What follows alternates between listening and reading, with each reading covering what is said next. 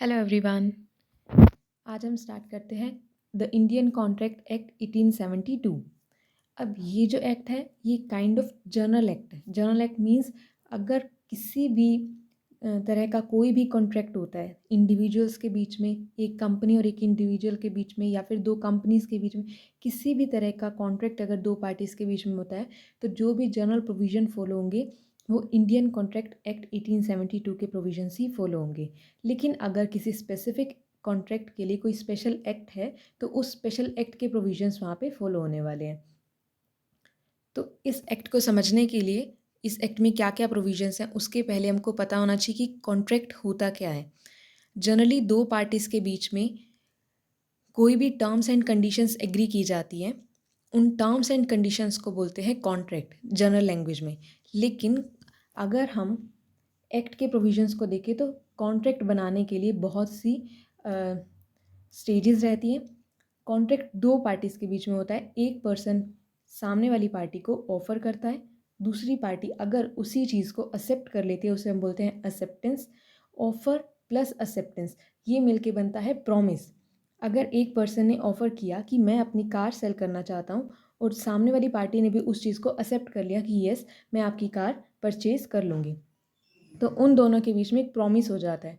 उस प्रॉमिस के साथ साथ अगर वहाँ पे कंसिडरेशन भी इन्वॉल्व रहता है, मतलब अगर एक पार्टी कुछ कर कोई भी एक्ट करती है तो दूसरी पार्टी को भी कुछ ना कुछ एक्ट करना होगा, इसे हम बोलते हैं कंसिडरेशन। अगर कहीं पे प्रॉमिस प्लस कंसिडरेशन रहता है वो हमारा बन जाता है एग्रीमेंट। किसी भी तरह का एग्रीमेंट जिसको हम लीगली एनफोर्स करवा सकते हैं उसे हम बोलते हैं कॉन्ट्रैक्ट। एग्रीमेंट बहुत टाइप के होते हैं, social agreement, domestic agreement, legal agreement. ऐसे एग्रीमेंट जिनको लीगली एनफोर्स करवाया जा सकता है वो बन जाते हैं कॉन्ट्रैक्ट, और जिन्हें हम लीगली एनफोर्स नहीं करवा सकते वो सिर्फ एग्रीमेंट ही रहते हैं, उन्हें हम कॉन्ट्रैक्ट नहीं बोलते। अगर हम एक्ट के प्रोविजंस देखें तो सबसे पहले हमको कॉन्ट्रैक्ट की डेफिनेशन गिवन है अंडर सेक्शन 2 क्लॉज एच में। Contract is an agreement enforceable by law, मतलब ऐसा एग्रीमेंट जिसको हम लीगली एनफोर्स करवा सकते हैं। तो कॉन्ट्रैक्ट दो टर्म से मिलके बना है, agreement plus enforceable by law. Agreement का क्या मतलब होता है? Every promise and every set of promise, मतलब या तो एक प्रॉमिस हो सकता है या फिर number of more than one promise हो सकते हैं। Forming the consideration for each other, मतलब जो भी हम प्रॉमिस कर रहे हैं, दो पार्टीज़ के बीच में कुछ भी प्रॉमिस होता है वहाँ पे दोनों पार्टीज़ के लिए अगर कंसिडरेशन इन्वॉल्व रहता है तो ऐसे प्रॉमिसेस को हम बोलते हैं एग्रीमेंट। मतलब प्रॉमिस होना चाहिए प्लस कंसिडरेशन होना चाहिए। अगर हमने कोई जनरल प्रॉमिस किया जिसमें कुछ भी कंसिडरेशन नहीं है या फिर सिर्फ एक पार्टी की तरफ से कुछ कंसिडरेशन है, दूसरी पार्टी के लिए कोई दूसरी पार्टी को कुछ एक्ट नहीं करना, तो ऐसे प्रोमिस को हम एग्रीमेंट नहीं बोलते। एग्रीमेंट बनने के लिए प्रॉमिस प्लस कंसिडरेशन दोनों चीज़ें इन्वॉल्व होती हैं। Next is enforceability by law. कोई भी ऐसा एक्ट या कोई भी ऐसा एग्रीमेंट कॉन्ट्रैक्ट तभी बनेगा जिसमें दोनों पार्टीज़ के लिए लीगल ऑब्लिगेशन क्रिएट होती है। लीगल ऑब्लिगेशन क्रिएट होना मीन्स अगर दोनों में से कोई भी एक पार्टी कॉन्ट्रैक्ट की टर्म्स एंड कंडीशंस को फॉलो नहीं करेंगे तो हम उनके अगेंस्ट कोर्ट में एक्शन ले सकते हैं। एनफोर्सेबिलिटी बाय लॉ का मतलब है जिसमें दोनों पार्टीज़ की लीगल ऑब्लिगेशन रहती है। तो कोई भी ऐसा एग्रीमेंट जिसमें दोनों पार्टीज़ की लीगल ऑब्लिगेशन होगी कि उन्हें वो टर्म्स एंड कंडीशंस फॉलो करनी ही है तो उसे हम बोलते हैं कॉन्ट्रैक्ट। ऐसा कोई भी एग्रीमेंट जिसे हम एनफोर्स करवा सकते हैं by law is contract. Next is offer और प्रपोजल। ऑफर का मतलब क्या होता है? कोई भी कॉन्ट्रैक्ट स्टार्ट कैसे होता है? ऑफर से ही स्टार्ट होता है। जब तक ऑफर नहीं होगा, कॉन्ट्रैक्ट का पहला स्टेप ही पूरा नहीं होगा तो कॉन्ट्रैक्ट नहीं बन सकता। तो ऑफर होता क्या है? According to Section 2, Clause A of Indian Contract Act 1872, when one person signifies to another, मतलब कोई एक पर्सन कम्युनिकेट करता है या फिर डिस्कस करता है टू अनदर हिज विलिंगनेस, अपनी इच्छा जाहिर करता है टू डू कि मैं ये काम करना चाहता हूँ, और एब्सटेन फ्रॉम डूइंग एनीथिंग कि मैं ये काम नहीं करूँगा। मतलब ऑफर पॉजिटिव भी हो सकता है, मतलब कुछ करना, और नेगेटिव भी हो सकता है, मतलब कुछ ना करना। तो कोई भी ऐसा कोई एक पर्सन अगर किसी दूसरे पर्सन को कम्युनिकेट करता है अपनी विलिंगनेस टू डू और abstain from doing anything with a view to, मतलब अब वो अपनी willingness क्यों शो करता है, दूसरे पर्सन को क्यों कम्युनिकेट करता है, क्योंकि वो भी ऑब्टेन करना चाहता है assent of that other person to such act और abstinence। मतलब जब एक पर्सन दूसरे पर्सन को अपनी विलिंगनेस इसीलिए बता रहा है ताकि दूसरे पर्सन की भी असेंट ली जा सके, तो उसे हम बोलते हैं ऑफर। Next is acceptance. एक पर्सन ने ऑफर दिया और सामने वाला उसे एक्सेप्ट कर ले, उसे हम बोलते हैं एक्सेप्टेंस। लेकिन उसकी लीगल डेफिनेशन क्या है? As per section 2 clause B of the Indian contract act 1872, when the person to whom the proposal is made, ऐसा पर्सन जिसे ऑफर दिया गया था, जिसे प्रपोजल दिया गया था, सिग्निफाइज हिज असेंट, मतलब वो भी अपनी मर्जी कम्युनिकेट करता है, मतलब वो भी अपनी तरफ से एग्री कर जाता है, तो उसे हम बोलते हैं एक्सेप्टेंस। और जब भी कोई प्रपोजल एक्सेप्टेड हो जाता है तो वो प्रॉमिस बन जाता है। जब किसी भी प्रपोजल पे सामने वाली पार्टी अपनी एक्सेप्टेंस दे देती है तो उससे दोनों पार्टीज के बीच में एक प्रॉमिस बन जाता है। Next is consideration. Her promise तभी एग्रीमेंट बनेगा जब वहाँ पे कंसिडरेशन होगा। तो कंसिडरेशन का मतलब क्या होता है?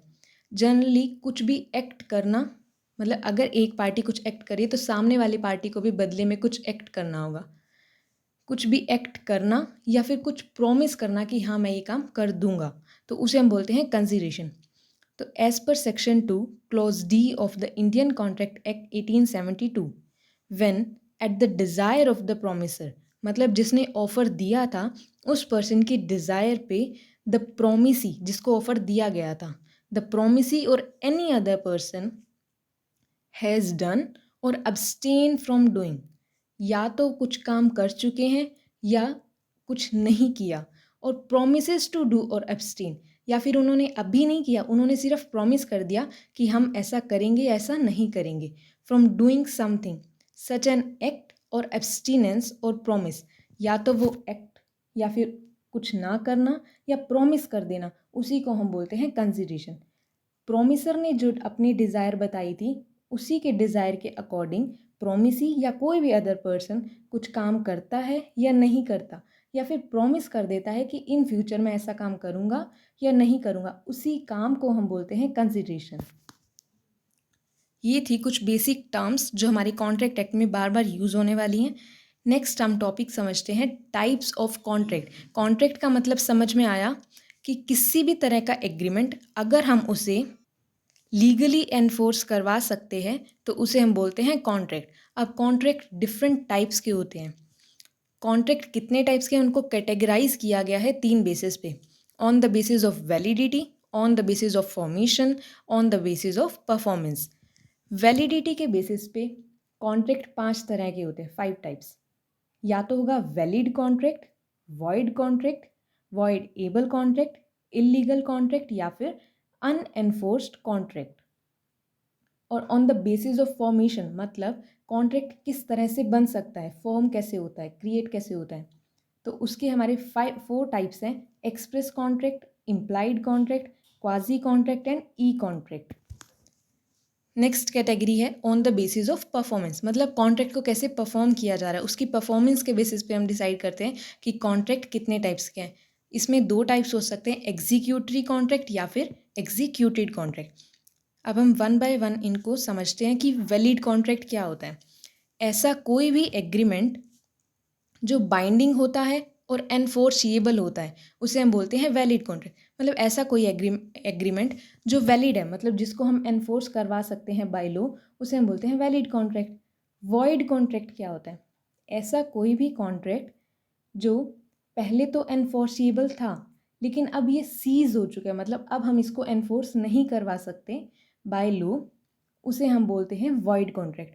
अब वो एनफोर्सिएबल नहीं हो सकता, ऐसे कॉन्ट्रैक्ट को हम बोलते हैं वॉइड कॉन्ट्रैक्ट। अब एनफोर्स क्यों नहीं हो सकता? ड्यू टू सम सर्कमस्टांसेस जो दोनों पार्टीज़ के कंट्रोल में नहीं है।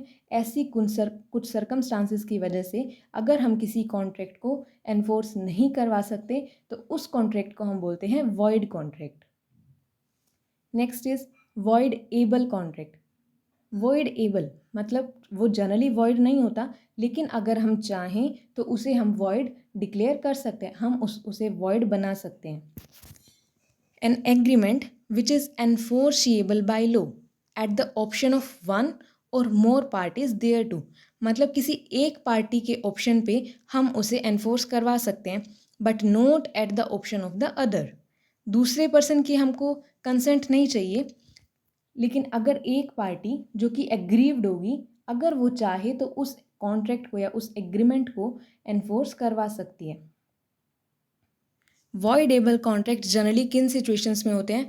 जब कॉर्शन, फ्रॉड, मिसरिप्रेजेंटेशन, ये सब चीज़ों का यूज़ करके कोई भी कॉन्ट्रैक्ट एंटर किया जाता है, तो जिस पार्टी के साथ फ्रॉड हुआ है उस पार्टी, उसे हम बोलते हैं एग्रीव्ड पार्टी। जिसके साथ गलत हुआ है उसे हम बोलते हैं एग्रीव्ड पार्टी। अगर एग्रीव्ड पार्टी चाहे तो उस कॉन्ट्रैक्ट को एनफोर्स करवा सकती है, अगर एग्रीव्ड पार्टी चाहे तो उसे वॉइड भी डिक्लेयर करवा सकती है।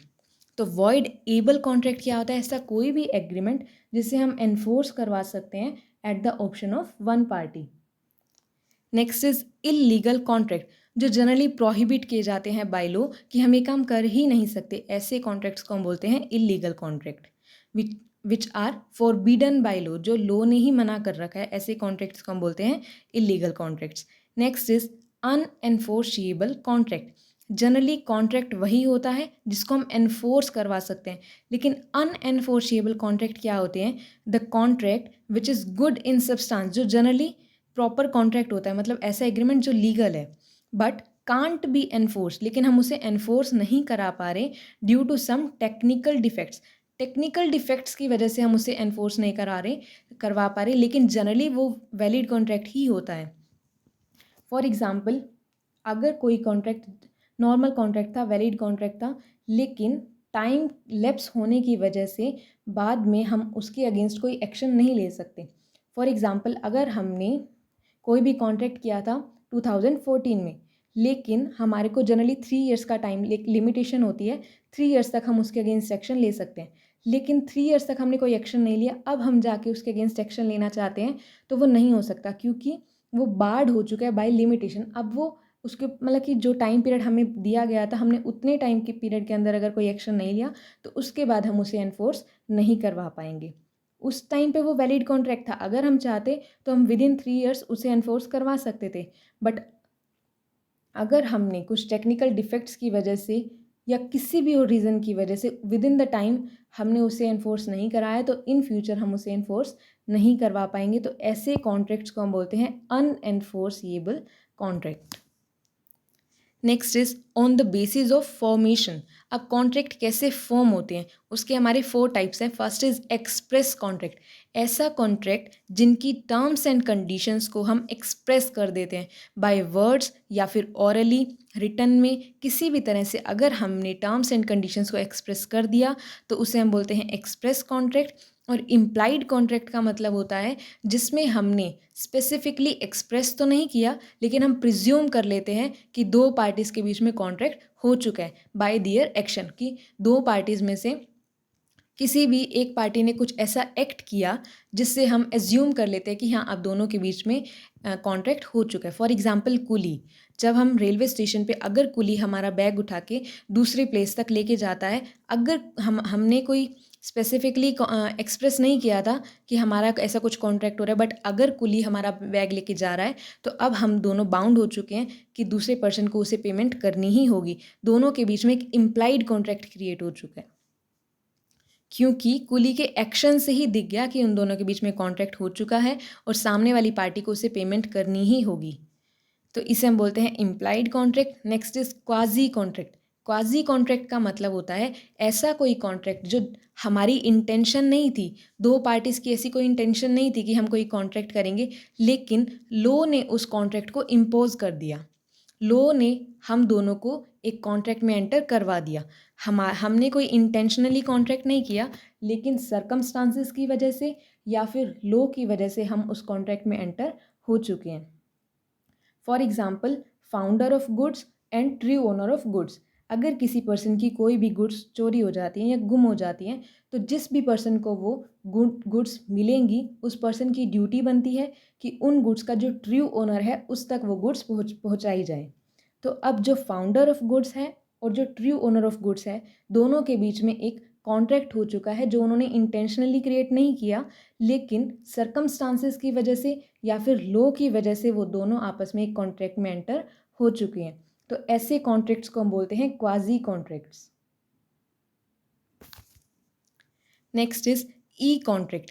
ई कॉन्ट्रैक्ट मीन्स ऐसा कोई भी कॉन्ट्रैक्ट जिसको हम इलेक्ट्रॉनिक फॉर्म में टर्म्स एंड कंडीशंस को डिसाइड करते हैं और दो पार्टीज़ के बीच में इलेक्ट्रॉनिकली कॉन्ट्रैक्ट एंटर किया जाता है। फॉर एग्ज़ाम्पल बाय ईमेल अगर हम कोई भी कॉन्ट्रैक्ट करते हैं, या फिर जनरली जब भी हम कोई अपने मोबाइल फ़ोन में कोई भी ऐप डाउनलोड करते हैं, तो उसमें जो स्टार्टिंग में हमसे टर्म्स एंड कंडीशंस आती हैं हम उस पर आई एग्री करते हैं, तो जनरली हम उनके साथ एक कॉन्ट्रैक्ट ही कर रहे हैं, हम उनकी टर्म्स एंड कंडीशंस पे एग्री कर रहे हैं। तो हमारे बीच में जो कॉन्ट्रैक्ट होता है उसे हम बोलते हैं E contract. Next is tacit contract, मतलब जिसमें टैसिट का मतलब जनरली क्या होता है, साइलेंट रहना, जिसमें हमने कुछ टर्म्स एंड कंडीशंस को एक्सप्रेस नहीं किया था, लेकिन पार्टीज़ के कंडक्ट के अकॉर्डिंग ही वो कॉन्ट्रैक्ट एंटर हो जाता है। फॉर एग्जांपल एटीएम, जब हम एटीएम मशीन से अमाउंट विड्रॉ करते हैं, मनी विड्रॉ करते हैं, तो एटीएम और हमारे बीच में कॉन्ट्रैक्ट हो जाता है। हम जितना अमाउंट एंटर करेंगे एटीएम हमें उतना अमाउंट जो है प्रोवाइड कर देगा। तो एटीएम और हमने कोई कॉन्ट्रैक्ट नहीं किया था, लेकिन जो हम एक्ट हो रहा है, एटीएम जो भी एक्ट कर रहा है या हम जो एक्ट कर रहे हैं, उससे हम दोनों ही एक कॉन्ट्रैक्ट में एंटर हो चुके हैं। तो उसे हम बोलते हैं tacit contract. Next is on the basis of performance of contract, मतलब कॉन्ट्रैक्ट की परफॉर्मेंस के अकॉर्डिंग हम कॉन्ट्रैक्ट को डिफ्रेंशिएट कर सकते हैं। या तो वो होगा एग्जीक्यूटेड कॉन्ट्रैक्ट या फिर होगा एग्जीक्यूटरी कॉन्ट्रैक्ट। एग्जीक्यूटेड जो ऑलरेडी एग्जीक्यूट हो चुका है, मतलब दोनों पार्टीज़ ने अपना अपना कंसिडरेशन जो उनका बनता था या जो भी एक्ट वगैरह उन्होंने करने थे वो अपनी तरफ से कर चुके हैं, मतलब जो उनकी ड्यूटी बनती थी वो अपना अपना काम परफॉर्म कर चुके हैं। तो ऐसे कॉन्ट्रैक्ट को हम बोलते हैं एग्जीक्यूटेड कॉन्ट्रैक्ट। जिसमें एक्ट ऑलरेडी हो चुका है वो हो गया एग्जीक्यूटेड कॉन्ट्रैक्ट। एग्जीक्यूटरी कॉन्ट्रैक्ट मतलब जिसमें कंसिडरेशन परफॉर्म अभी नहीं हुआ, प्रेजेंटली हम कंसिडरेशन परफॉर्म नहीं कर रहे हैं, लेकिन इन फ्यूचर दोनों पार्टीज़ अपनी अपनी तरफ से कंसिडरेशन पे करेंगी। इन फ्यूचर वो अपना अपना एक्ट जो है परफॉर्म करेंगी। तो ऐसे कॉन्ट्रैक्ट्स को हम बोलते हैं एग्जीक्यूटरी। जो अभी हुआ नहीं है, इन फ्यूचर होगा, वो हो गया हमारा एग्जीक्यूटरी कॉन्ट्रैक्ट। और जिसमें दोनों पार्टीज़ अपना अपना एक्ट परफॉर्म कर चुके हैं उसे हम बोलते हैं executed contract. Executory contract two types के हो सकते हैं, यूनिलेटरल कॉन्ट्रैक्ट या फिर बायलेटरल कॉन्ट्रैक्ट। यूनिलेटरल कॉन्ट्रैक्ट का मतलब क्या है, ऐसा कॉन्ट्रैक्ट जिसमें एक पार्टी ने अपनी ड्यूटीज़ परफॉर्म कर दी हैं, लेकिन अदर पार्टी ने अपनी ऑब्लिगेशन अभी परफॉर्म नहीं किया, मतलब एक पार्टी की वजह से वो कॉन्ट्रैक्ट अभी भी पूरा नहीं हुआ है, तो उसे हम बोलते हैं unilateral contract. Bilateral contract means जिसमें दोनों पार्टीज़ ने ही अपनी अपनी ऑब्लिगेशन अभी परफॉर्म नहीं की है, अपनी अपनी ड्यूटीज़ जो अपने अपने एक्ट्स जो परफॉर्म नहीं किए हैं, तो उसे हम बोलते हैं बायलेटरल एग्जीक्यूटरी कॉन्ट्रैक्ट। तो ये थे types of contract on the basis of formation, on the basis of performance and on the basis of validity. इस वीडियो में हमने कुछ बेसिक टर्म्स समझी हैं कॉन्ट्रैक्ट एक्ट की, और कॉन्ट्रैक्ट कितने टाइप्स के हो सकते हैं वो सब चीज़ें हमने समझ ली हैं। Thank you.